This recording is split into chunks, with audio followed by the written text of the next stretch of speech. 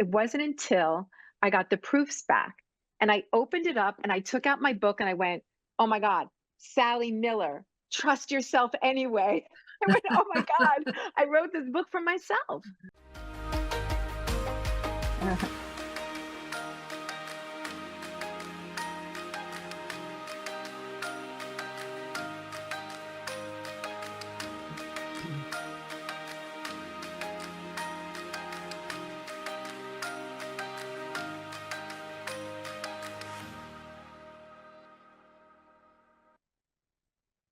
Hello, everyone. I'm Denise Tova, host of Beyond the Bar podcast.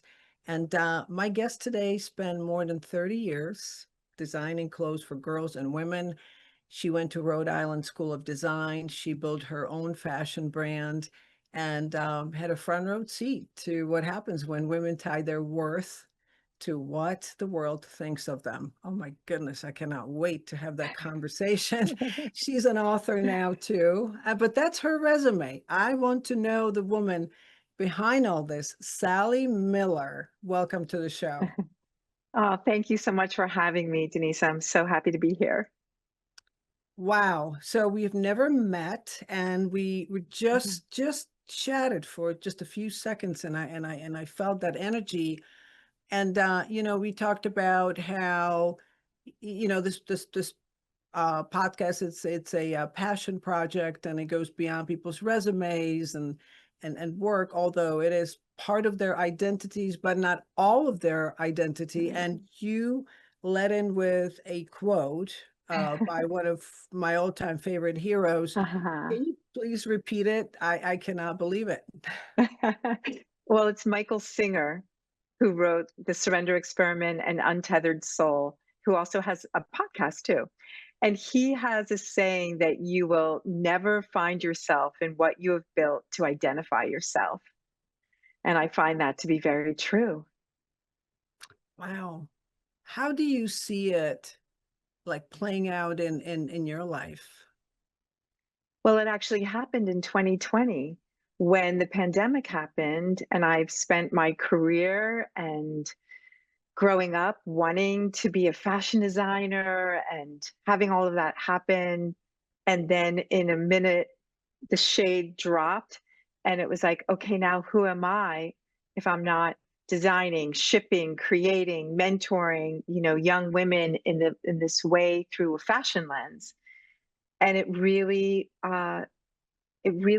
just sat with me for a while, like, okay, if I don't have this identity, who am I? And,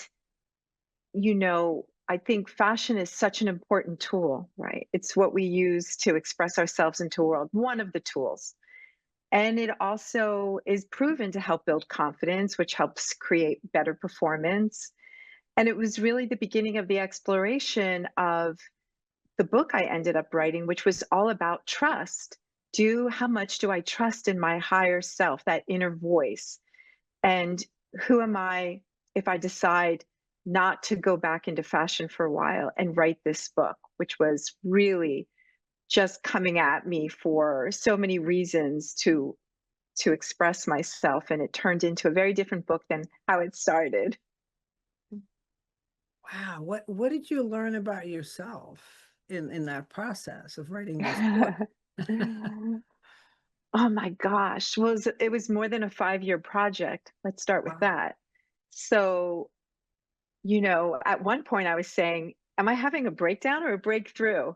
I was in the cornfields of Wisconsin because what happened, the short version is I ended up um, selling my house, giving my kids, they were young adults, 90 days to move out.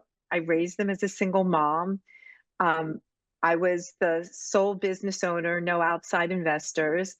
And I had just worked so hard to raise them, to do everything as a woman is taught to do, like do it all and do it well and put yourself last on the list, pretty much.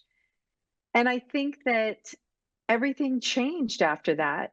Um, I learned, more than learned, I discovered that young girl inside of me that just wanted to have fun.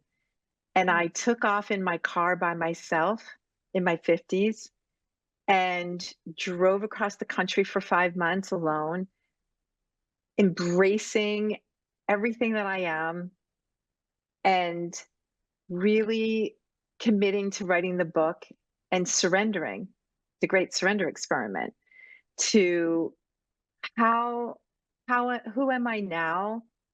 What do I want to do? And I feel like a lot of women, all ages, but 40 plus, are really in this transition, and 50 plus. It's like we've raised children, we've gone through so much, uh, and we're looking at ourselves like, wait, we were marketed to self doubt. We were marketed that we had to improve ourselves. We were marketed all of these limiting beliefs, and we are awakening. I feel it. We see it. And we are no longer willing to accept what's been spoon fed to us for so long. What happened after? Well, I was on my way to Seattle to stay with friends and finish my book. My children were, I always believe like parenting is 98% marketing. Because they really do look to see what you're doing. And I wanted to Yeah. make sure they were, in their early 20s, barely very much early in their 20s, maybe 19, 20, 21. And I wanted them to risk.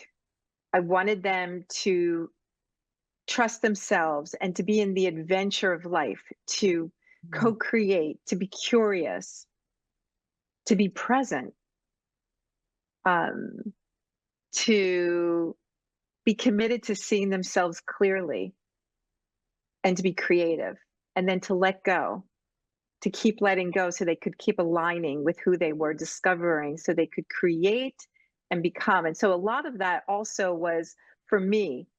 And the book started out to be a style book. I had been signed by a very big agency to write a book on style and, almost like a coffee table book.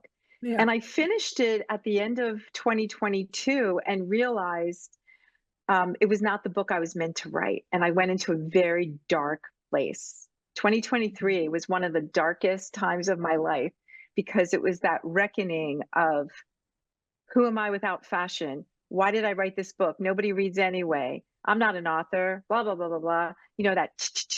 Yeah. And, I want to just put a big plug in for mentoring and coaching. I've always been mentored and I always mentor. I really believe in reflection and doing the work. Um, Very committed and very much a seeker.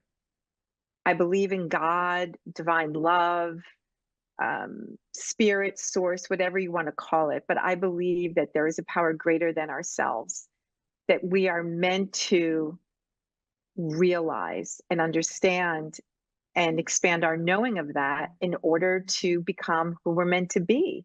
And it's never ending.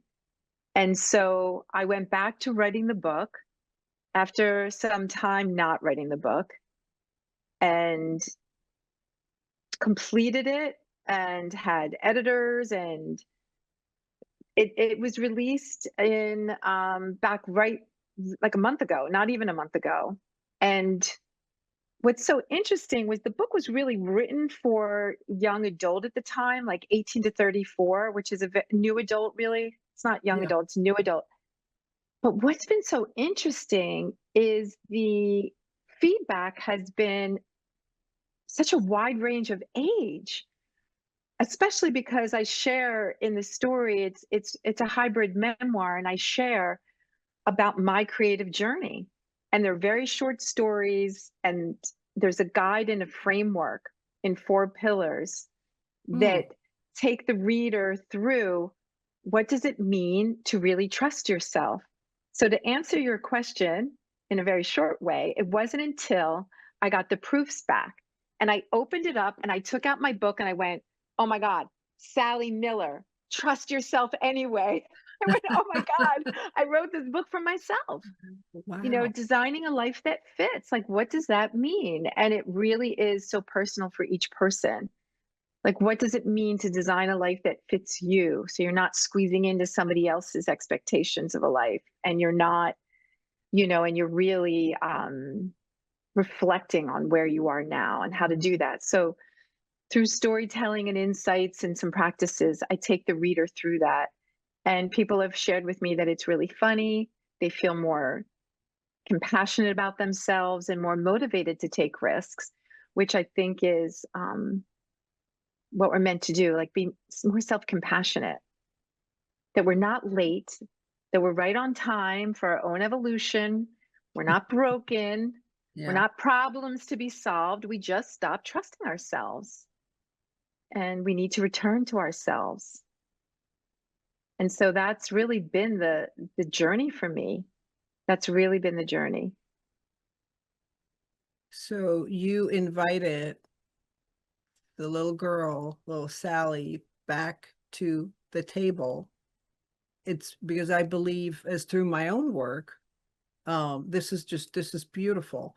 My entire most of my life, having gone through just different things, life, let's just put it that way, and then wanted to really proactively live and experience life and not reactively just kind of go through life. And it took it was a therapy. I'm a seeker, so reading, and it's different Mhm. to read versus implementing it. And then when that voice comes in, or when you get thrown off, you have that shift of energy. Um, what do you do? Or when the noise stops and you sit there with your own thoughts and it's quiet.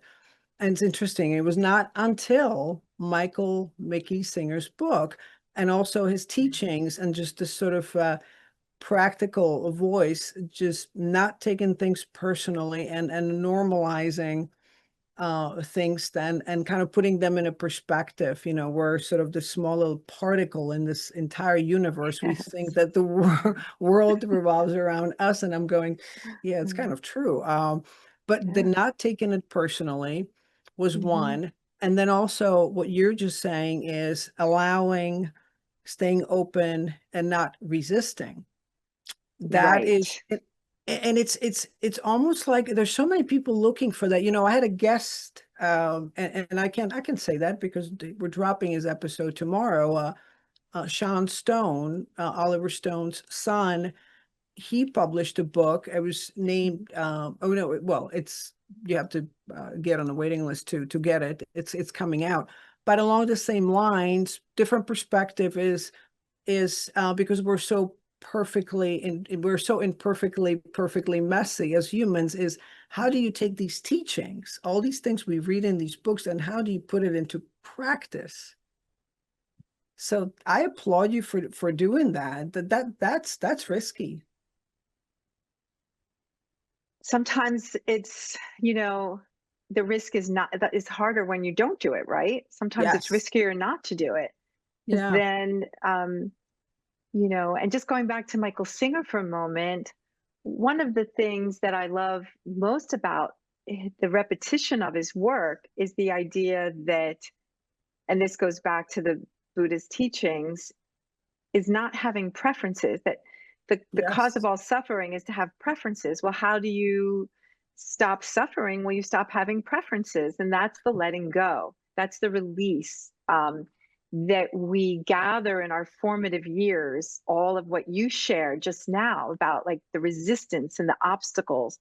And I believe our job is to keep letting go of these, anything that keeps us from our own inner voice and our connection to something that's greater than us, so that we can be in a place of allowing, of true Mm, surrender, of just, and it doesn't mean not to take action. right, right, Okay. It just right. means stop resisting. So when Yeah. you shared that, I was just like, yes, yes, yes. I'm so aligned with that thinking, because that's the freedom that we're all seeking. That's the road to peace and fulfillment and joy and love. It sits right there in the middle of that.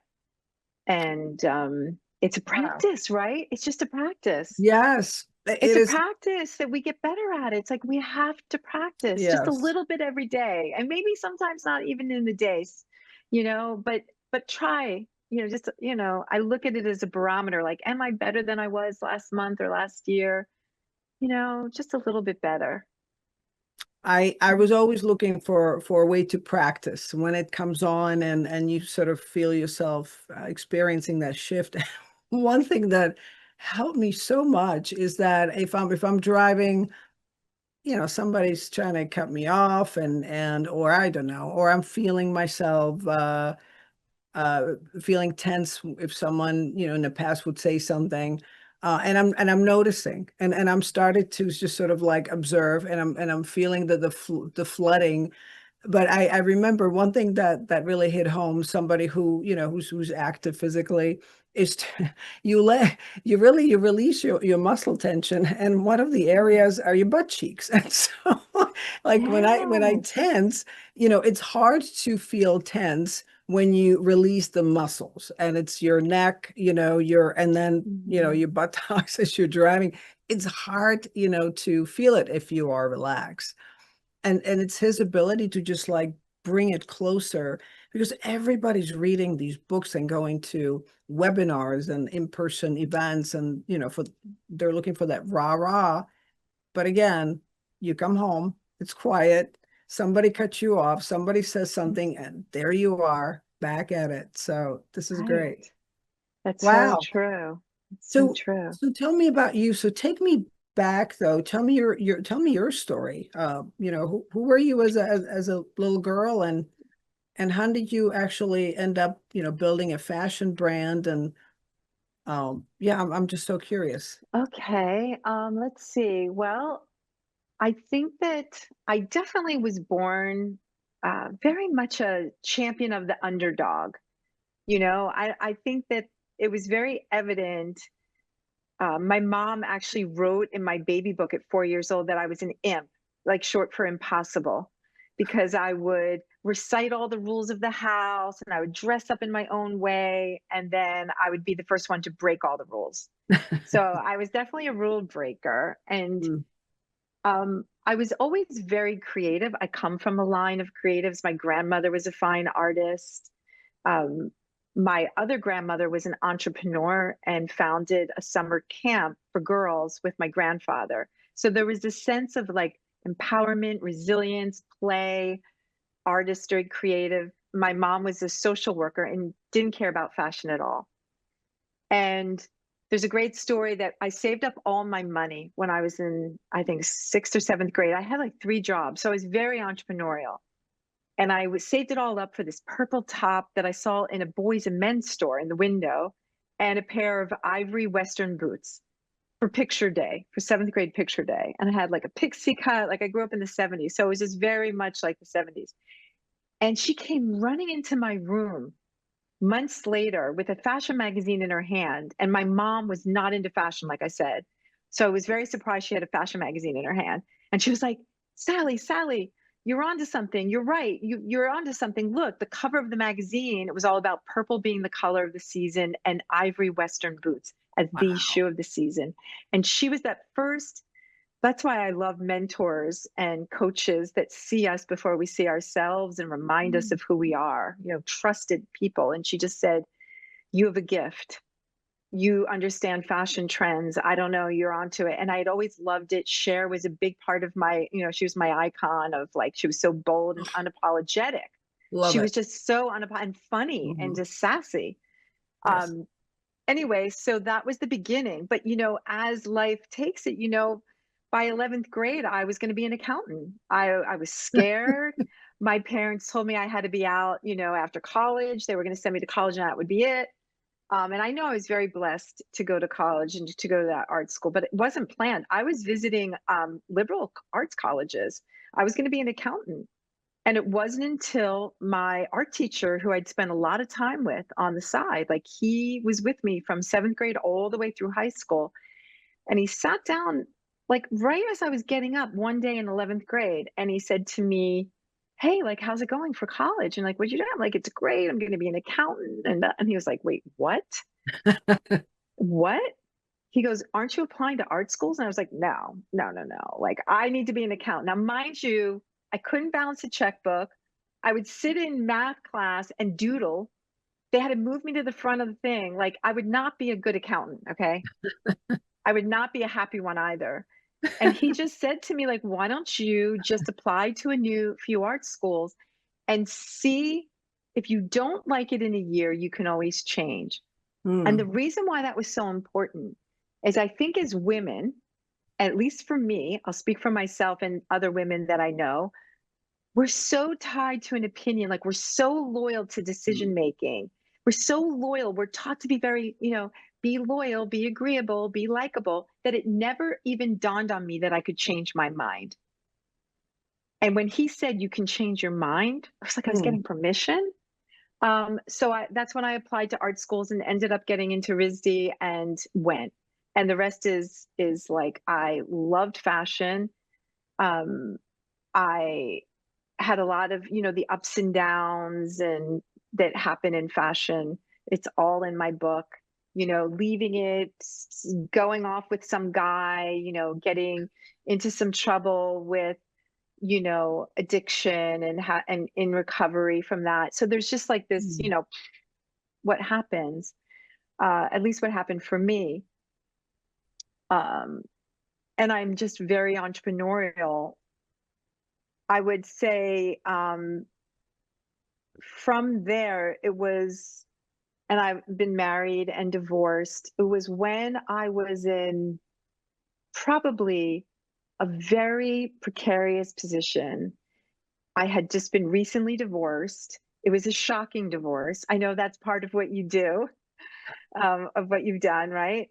Yeah. So I'm sure you have your own a lot of stories that you could share about this, but it's a time when you're in shock. I was responsible financially, physically, spiritually for Mm, my children. There was court orders. There was an FRO in place, very happily. There was a lot going on. And I woke up in the middle of the night with a thought, which is usually when the universe wakes me up with instructions without a how to manual, and yeah. said, "It's time to start your own business." And I was like, "What?" It didn't make any sense at all. And I share the stories about how that all unfolded and to how I ended up starting a business on credit cards and then having it stop because my neighbor told me I couldn't work in my house. I was in residential zoning and I had to put another credit card down. I had department stores and people like Neiman's and Saks that were really promising me that they would come on board. But like any creative venture, you're as good as your last collection. So there was that stress. Mm, Um, and that's really how it began. In 2008, I opened up a retail store. We had accounts. I had a very small team. The financial crash happened. mm. I don't know. It is truly a miracle that within a year, um, the Obamas were wearing my designs in the White House. And that's when I said, okay, that's bigger than me. I do believe that if we put integrity and love and joy and we're don't give up and just stay focused, people will find us. The right, like that energy, people will find us. And it was just aligned. And from there, it just turned into dressing and many celebrities and all of that happened, and teaching and mentoring. And so it was the journey of that. That's incredible. And how you stayed open. You As best I could. I as know it's best as you could, but it's like despite all odds here, you pivoted, and instead of accounting, that would have been probably just dreadfully boring. And eventually you would have probably realized that that's not a good fit. But there's so many people stuck, but will not do Mhm. anything about it. That taking that risk, but pursue your passion or something nagging, and it blossomed, and then reinvented yourself again without really having any sort of agenda or plan, just kind of like went with it and poured it into this book. And I have a feeling that that's not it for you. Well, I hope not, because I still feel, in this, I would call it the third act now. I'm really thinking about how I can be of service, Mm, what can I contribute? What does that look like? Speaking, workshops, retreats, like I'm really exploring different opportunities and open, and sometimes very confused, and then doing the work. There's my girlfriend has the funniest saying. She's like, "Take my advice, I'm not using it." I'm like, oh, I love that. I know that very That's well. honest. Yes. Yeah, I know that very well. And so, like I Yeah. said, I think that, I wrote the book for myself, and I wrote the book for my daughters, right, that are now 27 Mm, and 28. And I wrote the book for any woman who has ever said to herself, it's too late. I'm mm, like, or that is mired in self doubt or in the unknown. You know, the uncertainty is where we really live. The present, and we talk, trust lives in the presence. And yeah. I would say the number one question I've received in all of the 30 years that I've been a designer, the number one question from both tweens, teens, and adults is, how can I grow, or how can I build more confidence? How can Mm, I be more confident? And when I looked up the word confidence, it means the Latin root word is fidere, which means to trust in oneself and to trust in one's ability. So, trust is the foundation for growing confidence, creativity, and connection. It weaves through everything we do. And to trust is to have blind faith, right? Everyone's yeah, like, trust the universe, trust the process. I trust in myself. I trust. totally. Yeah. That's What does that fine. look That's, like? Yeah. yeah, yeah. Yeah. Give me a plan. That's the thing is letting go, not having a plan. I think just that there needs to be and I see it also with my loved ones, my close family. Well, my husband for first, just beautiful human being, very generous, kind, people pleaser, has a hard time saying no, but also Mm, needs to understand or needs to be prepared for different outcomes. What do I say if? How do I not disappoint? I mean, that's a torture. Instead of mm, trusting yourself that you will say the thing you're meant to say, and you're right. not responsible for anyone's feeling, but you'd be surprised that the thing that will come out of your mouth actually will not, cause that anguish. It will not be as bad as you think. It's temporary, right? Yeah, It's a that is so important. practice. Yeah, it's a practice. Yeah, that's so true. Oh, Yeah, I mean, that's where awareness comes in. Like, we can't change what we don't know. And so many, like, I think that, well, the latest stat is that 95% of people think they're aware. They think they're aware. mm, And maybe less than 5%, 5 to 10% are truly aware. It's like we have like egg right here on the bottom. And so that's why I keep saying, people like you being able to remind him, like, because you love him and support him and he trusts you, and other people in our lives that say, no, that might not be true. I mean, our mind lies to us all the time and wants us safe. But when we can look in the mirror clearly, which is my second pillar in the book, uh, it really is about growth. Awareness is where wisdom lives. It's the growth mm. we have through the awareness and the pain that gets us to the experience of saying, oh, okay, now I see more. And now I can have more compassion for myself. Wow. When I'm just curious if you go to an event, a social mixer or just an event and you start to talk about it, are you finding people open to continue this conversation, or has it been your experience? I guess it depends on how well you know the person, but let's just say it's somebody you've never met. do you find that they prefer to stay on the surface and not go below so much? Well, I think it depends on the person, but I can speak from my experience with my family because my book is very personal with my experiences. And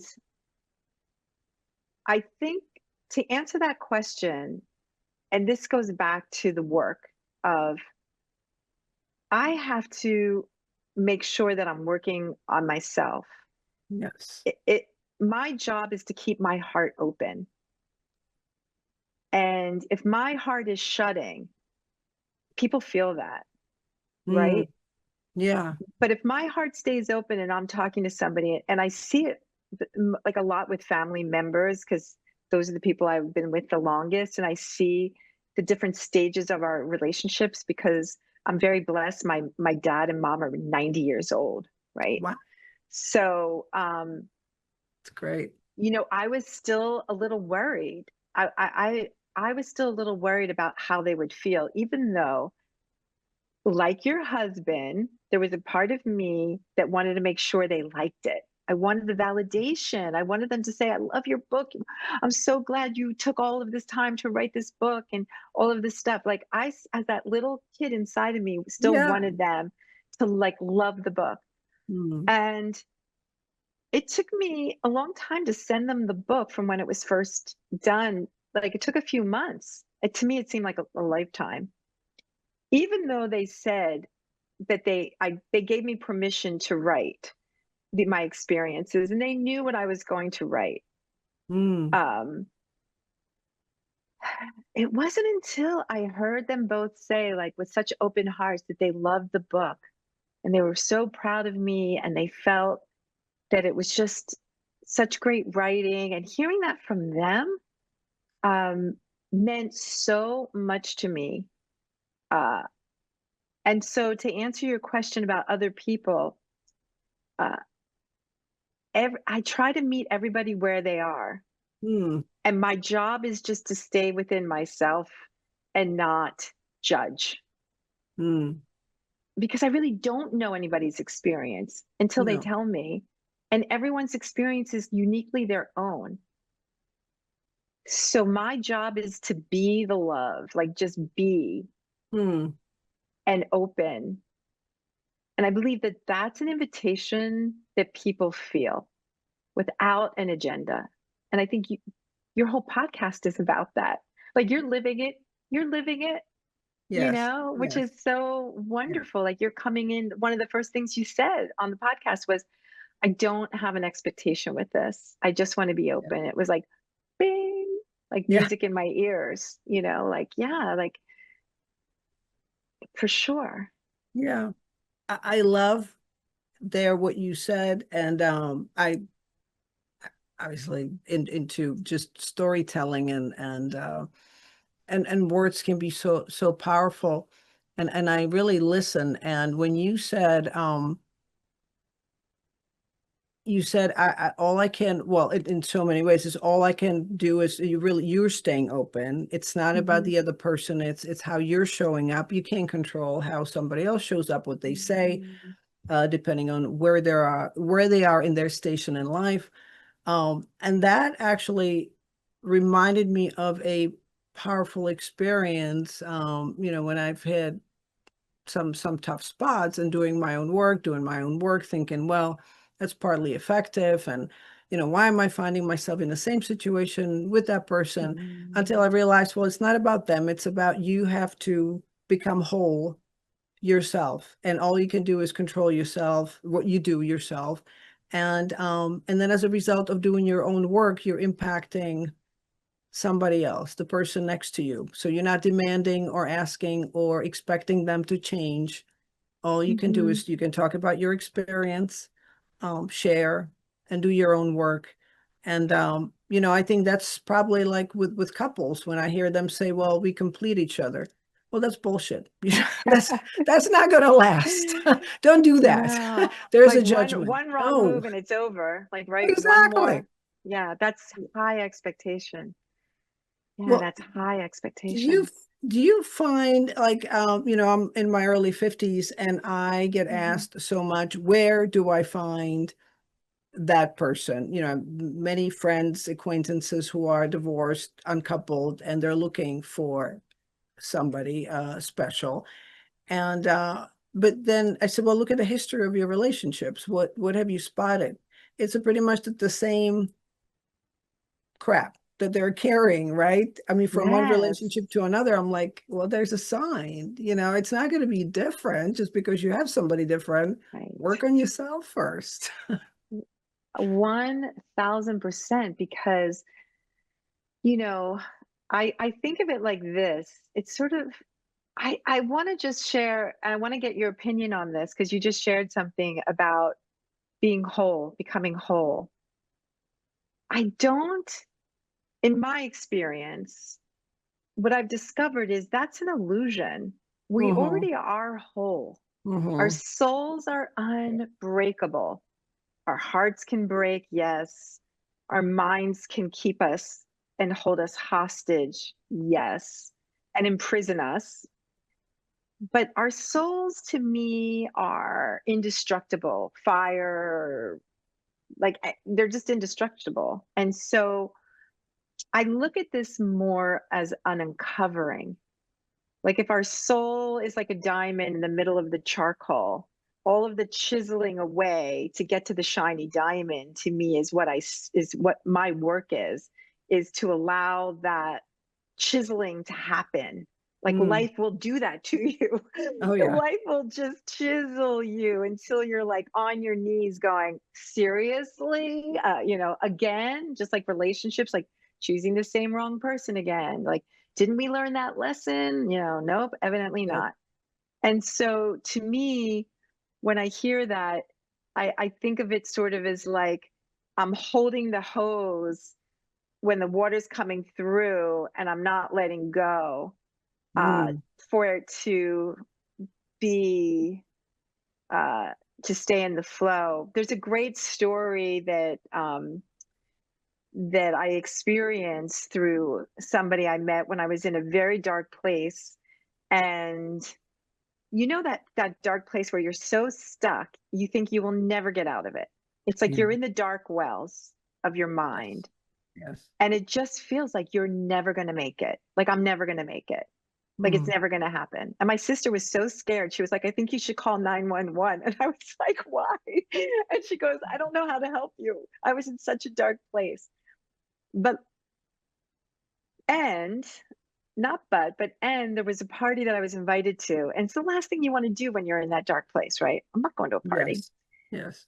But that little kid inside was like, why don't you just go 15 minutes late? Just go late and leave early, but just show up. Yeah. Force yourself to go because like something could change. And I think that we do have that spark inside of us that will say, do those things, and we have to pay attention to that. And so I went. And there was this woman, much older, just those eyes, the wisdom eyes, right? Yes. And I got her number and asked her if we could go out for coffee. And we started to go out for coffee. And she's one of those people where when you're in the dark well, she's not going to come in the dark well and try to get you out. So then she falls in, right? She's the one that like holds the light and shows you where the light switch is so you can turn it on for yourself internally. And that's what Mm. she did. Wow. And so a couple years into us working together, I was like, I'm trying all of these things. This was in the process of me being scared. Like, should I go back into fashion? People were asking me to go back into fashion, but my passion wasn't there at the time. And also, by the way, I would like to go back into fashion and create a collection for women like 40, 45 plus, because I don't think there's enough really good fashion for us. No. At least I can't find it. And all of my friends are like, No. will you please go back into No. fashion and make something for me? And I'm like, Yes. I feel like I'll put that out into the world for all of your listeners, um, to let me know. So I sat down with her one day and I said, I have done everything. I have been rejected from every big deal. It was about to happen, and then I got redirected, and something happened, and there were big deals and lots of flights and lots of investment, and everything kept getting redirected. I Mhm. kept getting redirected. It was like I was in a boat, and I was holding onto the branches, and then I wasn't. And I said to her, I'm going downstream. I'm paddling. I'm not going upstream anymore. I'm actually going in the direction and nothing is happening. And I feel so stuck. And she paused for a minute and she said, well, why don't you take your oars out of the water and put them into the boat? And I was like, why would I do that? Who would do that? And she just paused and she said, well, why don't you take the oars out of the boat? I Mm. mean, oars out of the water and put them into the boat. And I said, what? Like I rolled my eyes like a 14-year-old, like what? Go with the flow, right? Like, and she's like, Yes. she just said, well, the current is already moving.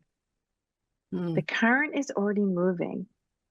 And what she taught me was it's not about not taking action. It's about the resistance that happens when we take after we take the action. And if we can take actions and stop resisting what the results are, we can stay in the current and realize it's already moving. Mm. And that is really the letting go of sometimes we take action, sometimes we don't, but it's always moving. It's Yeah. always moving. It's so And true. So right? true.